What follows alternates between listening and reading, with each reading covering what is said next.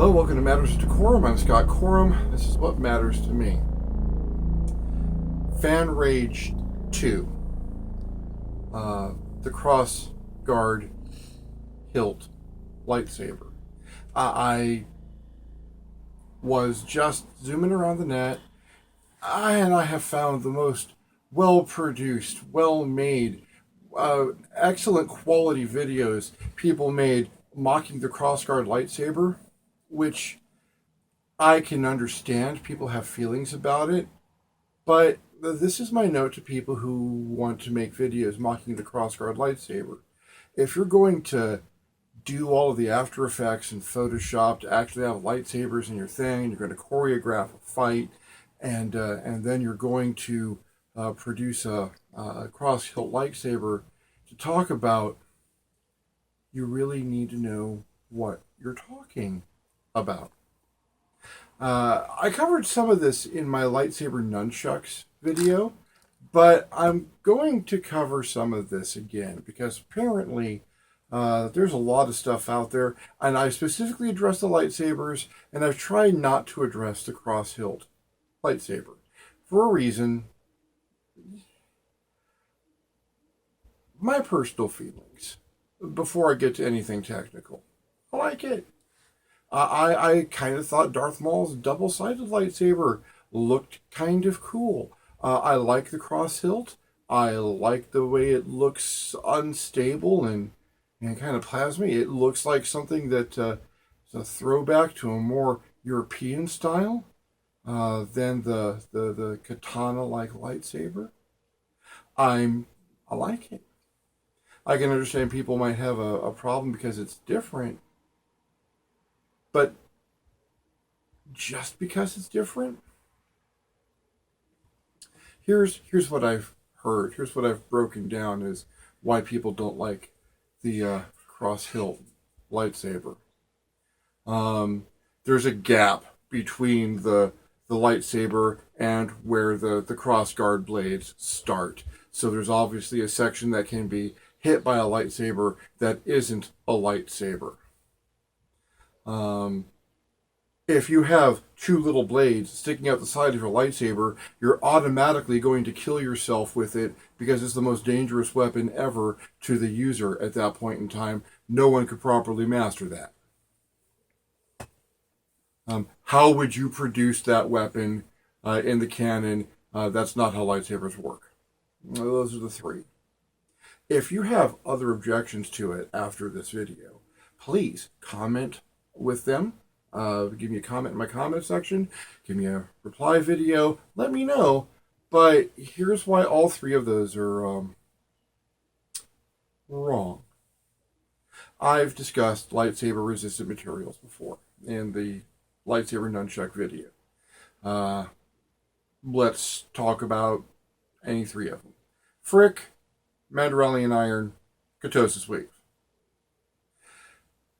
Frick is canon in the movies. I understand why some people might not know that Frick is canon in the produced films, because you have to read to get that. You have to actually read the treatments, have some knowledge of the script to know that Palpatine's lightsabers had cases made out of Frick. It's all over the extended universe. It fills the gaming section of the extended universe, from West End's D6 Star Wars game on through.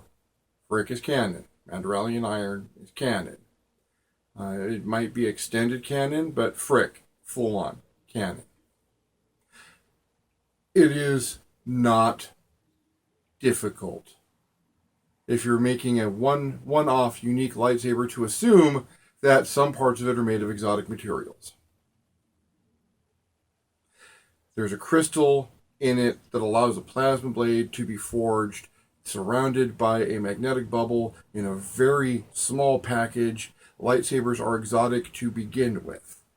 Lightsabers are constructed as an individual expression of the Jedi's or Sith's style of using the Force and their martial discipline. Yes, there are unique lightsabers. Unique lightsabers are canon, and making a casing out of Frick even just the crossguard portions out of Frick, which is canon, eliminates the entire there's a gap argument. I've heard it said, well, no Jedi has ever made a lightsaber with that, and yeah, I can buy that.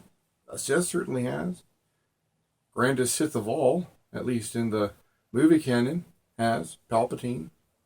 So, yeah. It's not going to get cut by a lightsaber.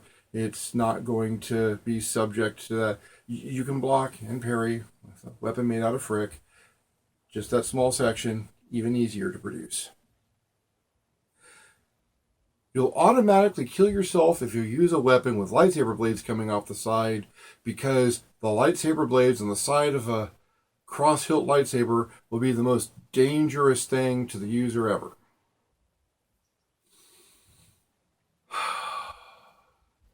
When Star Wars Episode I came out, The Phantom Menace, and Darth Maul came out with a double-ended lightsaber, a dual lightsaber, it was pointed out that that weapon is one that you're automatically going to kill yourself with because the configuration is just too unusual. It's got a lightsaber on both sides. It's just impractical. And then Ray Park, the actor who played Darth Maul, showed us that it could not only be practical but beautiful and effective. If you ever just see him at a convention where someone hands him one and he goes into the routine of using it, it's a staff technique. It's fairly simple. You just have to control the center of the staff. It's like European quarterstaff. And if you have practiced in a style with that, that's not dangerous. As for the cross hilt, that's less dangerous. I do not recall any treatise on medieval warfare where the knights of old constantly impaled themselves on their cross guards, almost as though a guard placed above the hands on the grip of a sword was in a good position to have a guard. It's remarkable. I don't understand where this concept that a weapon with a familiar configuration, like nunchucks or a cross hilt, that can be used by people today with training and discipline becomes a death trap for the user when you add lightsaber to it. That's not how this works. It's not how any of this works. That's not how the martial arts works. It's, oh, well, you can't make nunchucks with knives on them. Knives stab people. You'll automatically die. No. People have made nunchucks out of knives.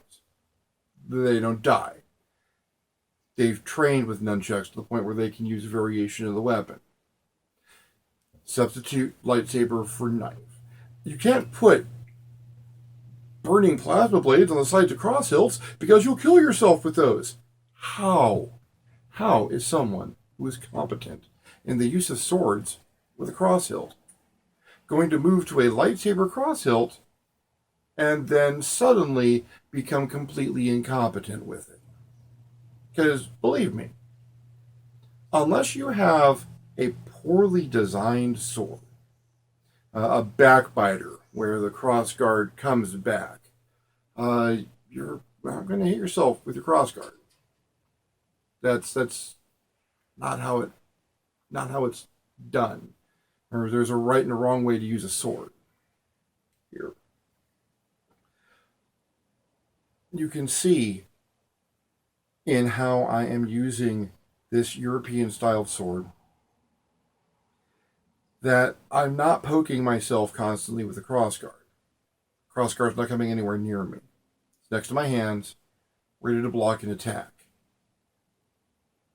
I might be able to score a hit on someone else with my crossguard, particularly if they have me locked.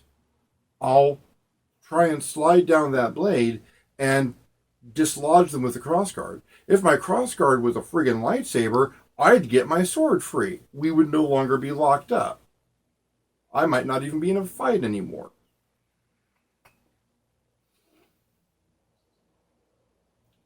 little bit about weapons.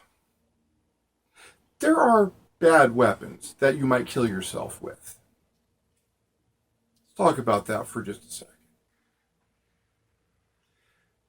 Of course, there's the nunchucks, which everyone says is the most dangerous thing ever, and if you add lightsabers, oh my god, and I've already demonstrated, no, they're not. If you know what you're doing, if you train with them, if you understand them, and you have learned how to control the momentum that they generate, you're good.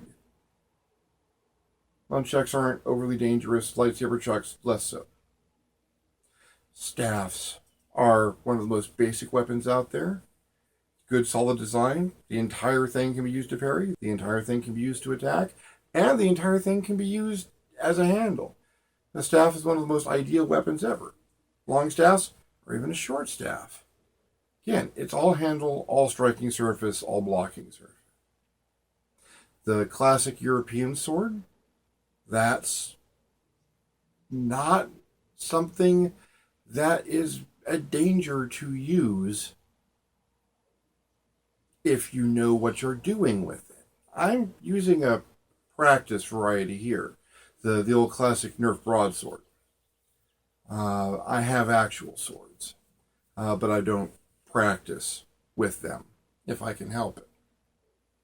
Now you want to see a weapon that's a bad idea. Here, this is what I call my blade of bad idea. Gift from a friend. I might not have purchased it myself. Looks perfectly normal, right? Check this out. That's what makes this sword a bad idea. It can do some tricks, like this. Boom, I'm a short naginata, or a spear. No.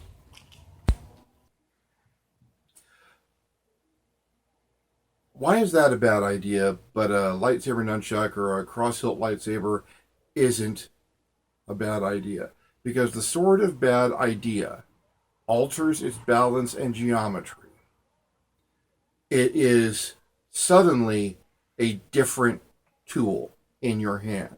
Because of the placement of its activation button in the center of the hilt, you could train yourself to keep your hand away from it. You could train yourself to use it at exactly the right time. But you are suddenly changing up your geometry. Someone who mastered this sword would be deadly with it.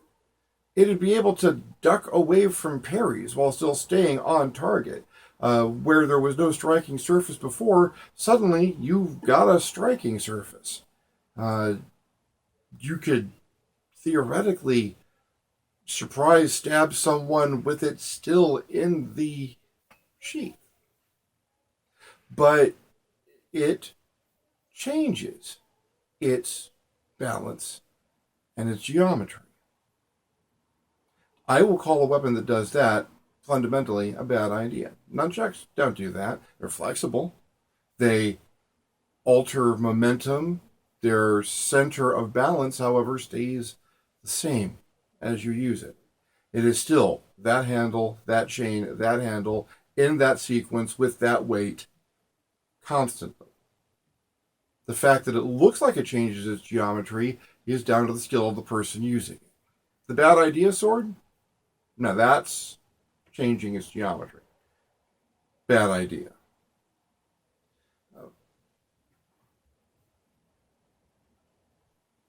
This is the sword that I would actually use if I was going to actually use a sword. It looks like a steampunk prop piece. My wife found this sword at an estate sale, and it was not in good shape, so she took it to a friend of mine, Wayne Ziegelmeyer, the owner of OniWorks.com. And he steampunked up the sheath, gave it that really, really good guard. But that is a sword. It has a shape of a katana blade, but it is made of much hardier steel than your average katana, and it's got that little bit of backbite, that touch of blade on the back end at the tip for making your backslashes just a little bit more dangerous. Oh, and here's how good Wayne at Oni Works is. I love that little ring at the end.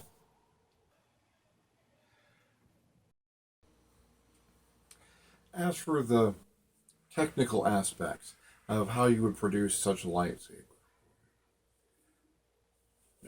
are there three focusing crystals? Let's back up a little bit. I mentioned a little bit about the structure of the lightsaber. Essentially, power source channels energy through the focusing crystal, which creates a plasma beam, a plasma torch, effectively, which is held in a magnetic bubble that keeps it in that saber shape. The plasma beam can be split, has been split. In the extended universe, you have Crossguard lightsabers. Generally, they have one blade coming off just off to the side and underneath the main blade, which is used to fork so that you can parry with that. But you can split that plasma beam. You can split the plasma beam or just alter the shape of the magnetic bubble, and you still have that single channel of plasma. You can put the magnetic bubble in just about any shape that you imagine. It could still all be the same plasma stream, just filling a magnetic bubble of a different shape. Imagine the magnetic bubble is like a glass tube. Plasma is like a water. You're flowing into it, and you got that red Kool-Aid. It's all just filling the magnetic bubble. Again, lightsabers with different shapes are canon. Thank you, Clone Wars. Particularly the Darksaber. Flatter blade. Looks more like a sword. That's the shape of its magnetic bubble, keeping it in that shape as a tribute to the traditions of the Jedi that have come before that used actual swords.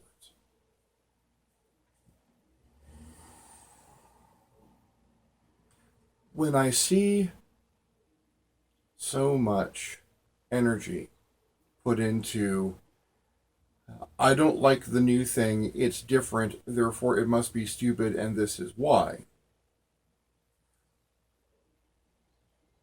I understand that. That's fan rage. But so often it's done without thought. I love Star Wars. I love Star Wars a lot. I've been asked to give Star Wars a lot of benefit of the doubt, and it's taken advantage of that.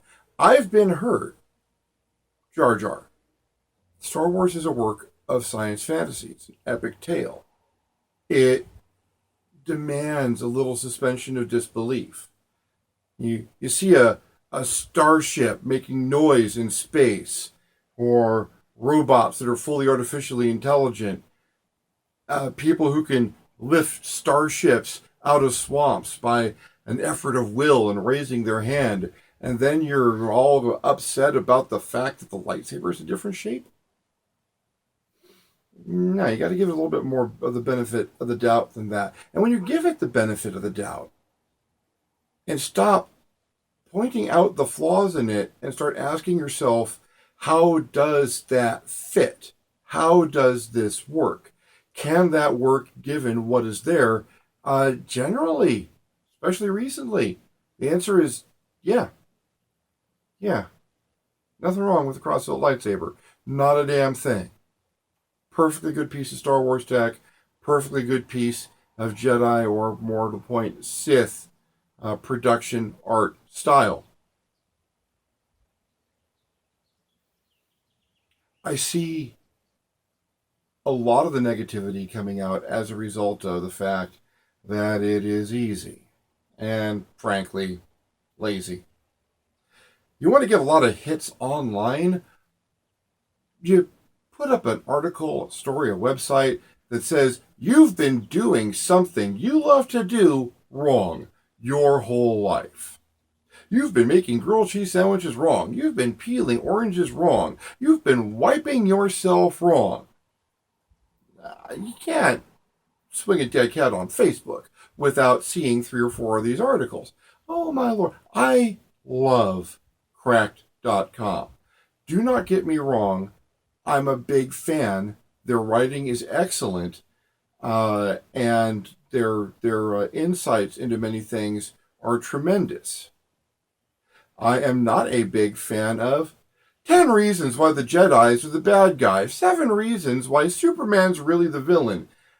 I'm sorry, that level and brand of negativity, while it is an interesting thought exercise, is stupid easy and reactionary and is a great way to get people to put hits on your site, even if they're just there to argue with you.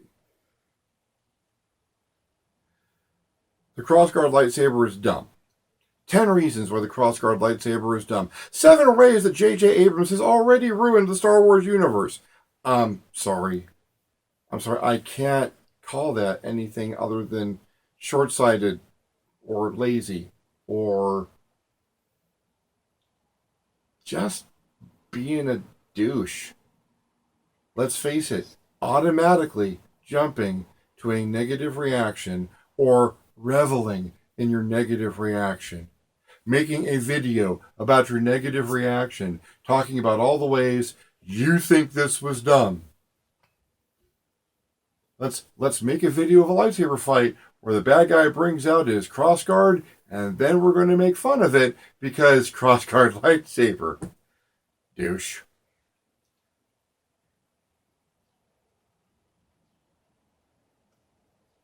It's fan rage. It's the easy part of fan rage. If I may, it's the dark side of fan rage. Join me and say exactly why this new thing is dumb. Oh, millions of people are waiting for it, and you will feed on their reactionary hatred of your article as they come to your comments section and give you ad revenue. I'm not a fan rage Sith. I can understand the fan rage Sith point of view. There is no excitement, there is only regret.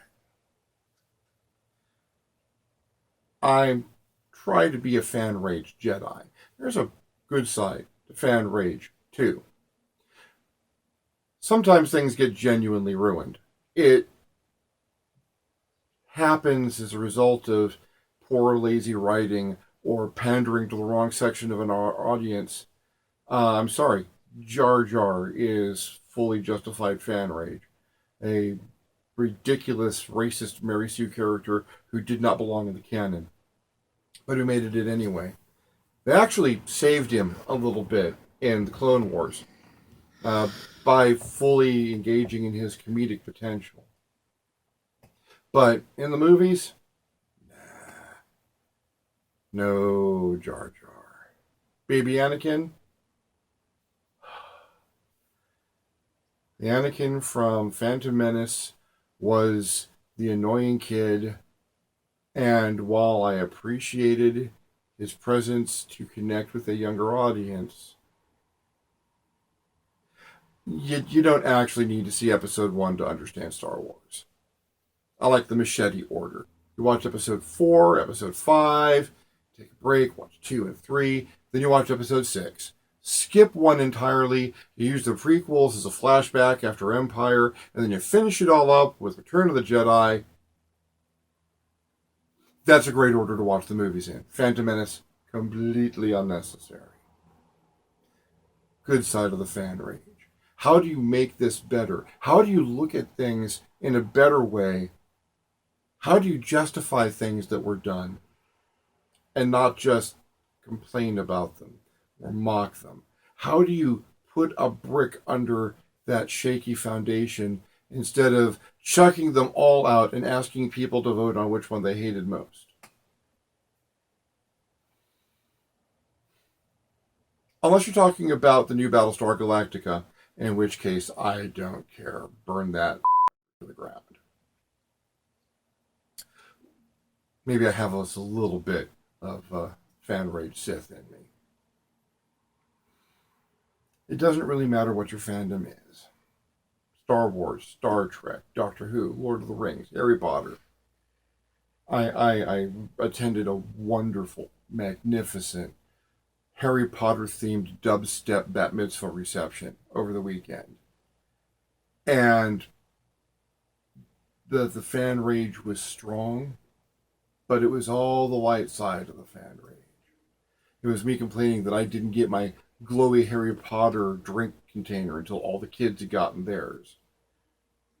And I didn't even get a blue one, so. But I'm not bitter.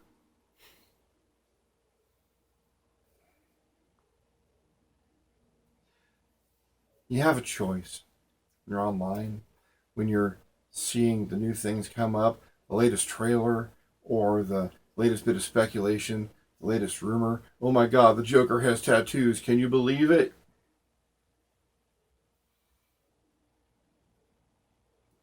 You have a choice. You can go to the dark side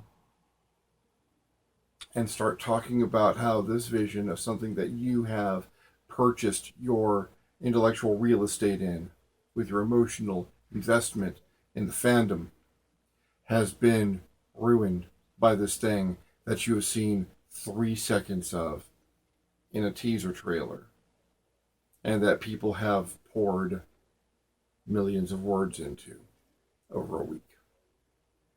Or you can go to the light side of the fan rage. You can let that difference, that newness, inspire you a bit. Make you want to go see what they're doing with this. Make you want to look into, is that part of the trailer? Is that part of the teaser? Is there information there? How does this fit into canon? How could it fit into canon? It's a difficult choice. Because, unlike the Force, the fan rage has no genuine downsides if you vote for the downside, aside from poisoning your own enjoyment of something. I get enthusiastic for things. I really liked the Wachowski Brothers Speed Racer movie. I know a lot of people didn't, and other people think it didn't really play to the original series. I thought it did. I saw the Speed Racer movie, and I believed that they had captured the very spirit of everything that I had spent my youth dedicating to memory and carrying in my heart. People who've driven with me will tell you, if there's no music in the car, when I'm in a little bit of a hurry, I will start humming incidental music from the Speed Racer series. It does make me go a little bit faster.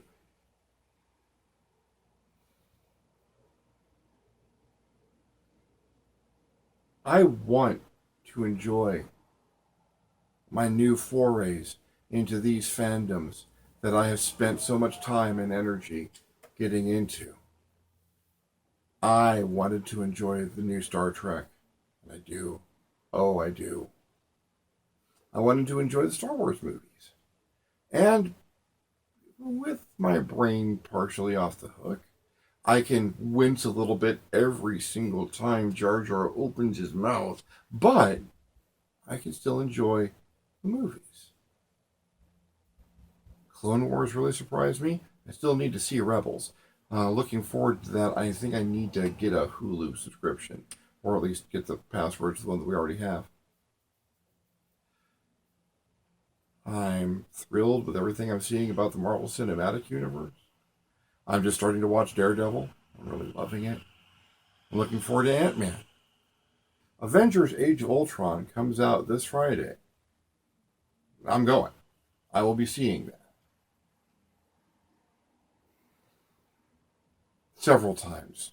I've probably convinced each group that wants to go with me that it's the first time I'm seeing it every time. I think I've got at least 3 or 4 lined up this way. And oh yeah, Christmas, I will be walking into a theater, sitting down with as many of my loved ones as I can have around me, and watching Star Wars Episode VII, The Force Awakens. Crossguard Lightsaber and all. And I'm willing to bet I'm really going to enjoy how that turns out. I'm Scott Corum. This is what matters to me. I'll see you next time on Matters of Decorum.